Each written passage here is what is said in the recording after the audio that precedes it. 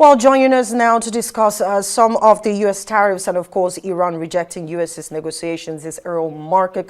It joins us from California. Errol Morkoc there. You never told me about that, Morkoc name, but then good to have you join us this weekend. Now, do you agree that reciprocal taxes by the U.S. should exclude emerging countries like third world economies? Yeah, that's a really interesting point and something that hasn't been touched on a lot. And I think that the answer is overarching yes. It should exclude emerging markets. Now, what is an emerging market starts to be the question. The United States and the UK, for example, gave aid last year to China and to India. I mean, these are very wealthy countries. Yes, there's a large population and whatnot, but the concept of an emerging market should be very well defined as a smaller country, a country that doesn't have large military capabilities, that already isn't doing large scale tech investment and tech work. So I think that's the real answer to that. We want to make sure that if a country is going to get these favorable trade deals, which we've given to the entire world, we want it to make sure that it's a country that really needs it and is going to be hugely benefited from it rather than just taking advantage of the U.S. taxpayer, which we feel has happened in a lot of countries that are declared as emerging markets but are not. So I think that would be the way we're looking at that question. Now, I would like for you to also make comments with regards Warren's comments about America falling into correction territory. He fears that the economy would have a fallout. What is your take on Warren Buffett's comments or interview? You know, his comments match his behaviors. He's been building a multi-hundred-billion-dollar cash stockpile for the last 3 or 4 years. It's very publicly announced in Berkshire Hathaway, his holding company's data that they've given.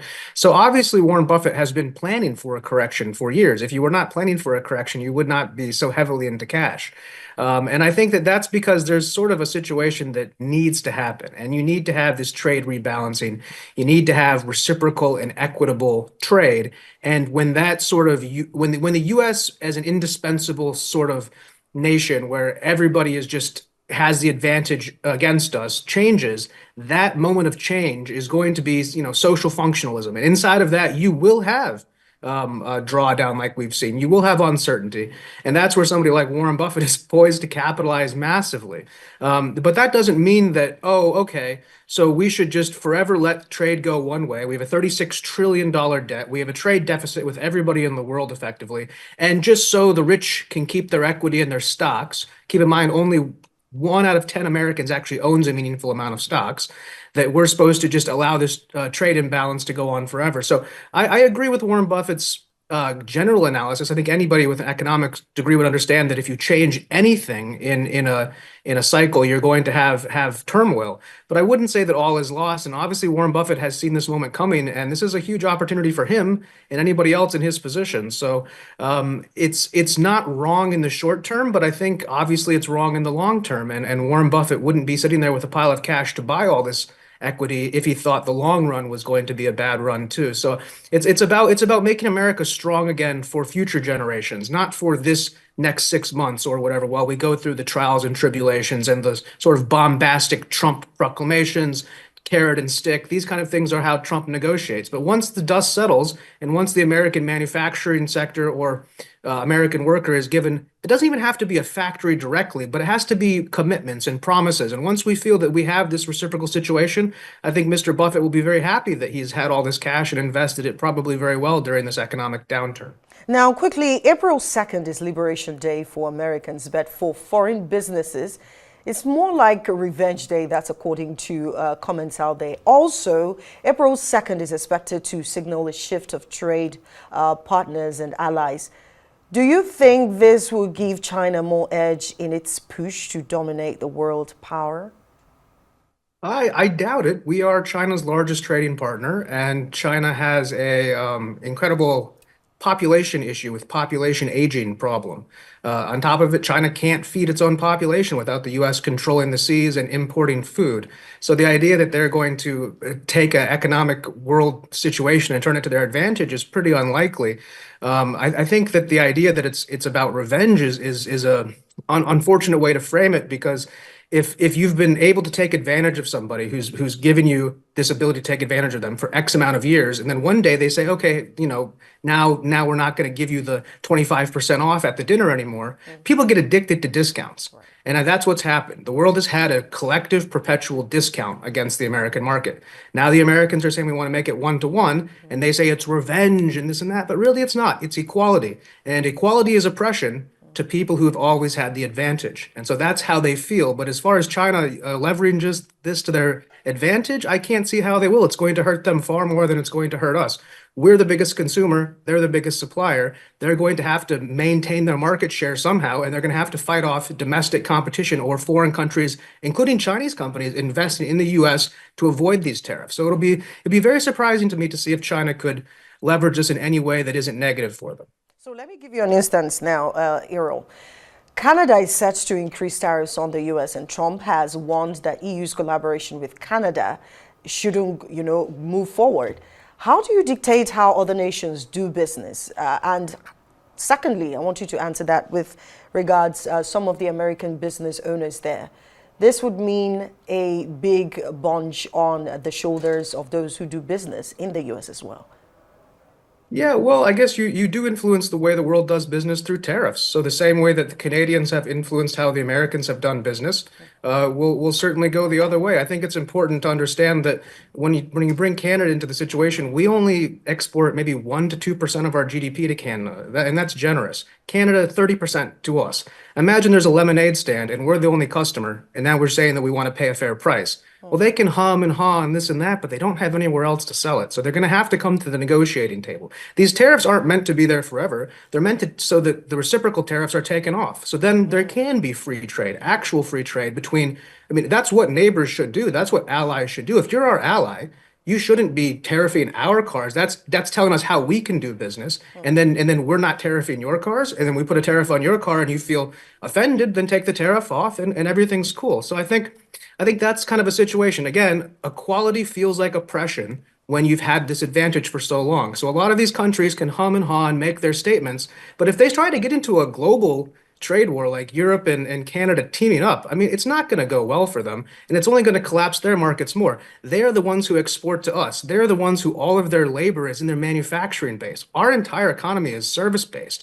You can tariff what? Google, Facebook, okay, a bunch of rich guys, they'll figure it out. But if we're tariffing Daimler, Chrysler, and we're tariffing like actual manufacturing companies, I mean, these people have pensions. So if in a trade war, all of these countries will lose in a trade war. The writing is on the wall. The question is, how much internal pain do they want to feel? Because the American consumer, despite all of the news, is not going to feel very much of this. There isn't a lot that we're using here in America that isn't replaceable through some other trade venue. And Canada has the weakest leg to stand on out of all of them. At least Mexico has a vibrant and large trade with us. It's much larger than Canada, actually the largest trade agreement in the world right now. So I think Canada doesn't have a lot of ground to stand on. They're going through a lot of political turmoil. Their economy has gone flat since Justin Trudeau went in there. That's 10 years of no growth. Europe, same thing. 2008, 2010, we're even. Now we're double them. So, I mean, again, these are not congruous countries. They've been poorly managed, and they've been dependent on U.S. subsidies. And when the subsidies are cut, which is what these tariffs, these low tariffs we had or no tariffs were, effectively subsidizing their economy, are cut, then they're going to have to deal with the reality of that. And the reality of that is they need to come to the negotiating table and find detente with President Trump, who's looking out for the American worker and who is clearly America first. And if you can work with him there, I think you can find peace. Okay, then let's move to Iran and the U.S. Iran rejecting U.S.'s negotiation. Is Iran's rejection of direct talks a slap on Trump or a show of Iran's mistrust for the U.S.? It's a show of weakness. When somebody comes and says, "Hey, let's have a discussion," and you immediately say, "I'm not going to have negotiations," well, you're enriching uranium up to 60% so you can have nuclear weapons, and you declare, "I'm going to wipe Israel off the face of the map. America's the great Satan. You're not going to negotiate with us." Eventually, we're going to dispatch those B-2 bombers from Diego Garcia, and we're going to destroy every single Iranian military and nuclear facility in the country. So they have two choices. They can negotiate with us, or they can get blown out of the water, because there's not a chance, a snowball's chance, that these people will be allowed to get a nuclear bomb under the President Trump's presidency. And the quicker they figure that out, that negotiations and talking and trade are a much better way of doing things, the quicker they're going to not have to deal with the actual power of a real U.S. strike, which will come if they do not bring themselves to the table. This isn't about a forced negotiation. This is an absolute forced negotiation. If they do not want to negotiate, I think there will be war. Now, let me bring your attention to this, which is very significant to this conversation we're having. Will the U.S. insist on direct talks, and what are the likely consequences if Iran refuses? Yeah, we are going to insist on direct talks. We need to speak to the leadership, whoever the Iranians want to make. I don't think the supreme leader Ayatollah will maybe come and talk, but the president and elected officials, and it would be very detrimental to the entire world for them to not come and approach peace talks. And if they don't approach peace talks, and if you consider they're funneling their drones and their military equipment from Iran through Armenia into Russia to be used in Ukraine. Shahed drones from Iran are being used. So these guys are in the axis of evil. They're openly supporters of Vladimir Putin. They're working hand in hand, and eventually there will be serious military consequences. Already Israel has proven that they can kill anybody they want inside of the absolute supreme compound of the Iranian National Guard. So Iran is a fractured, weak country that can't project any power. You saw how pathetic it was. They were shooting hundreds of rockets and missiles at Israel, and they're all just being popped out of the air. It's like a joke.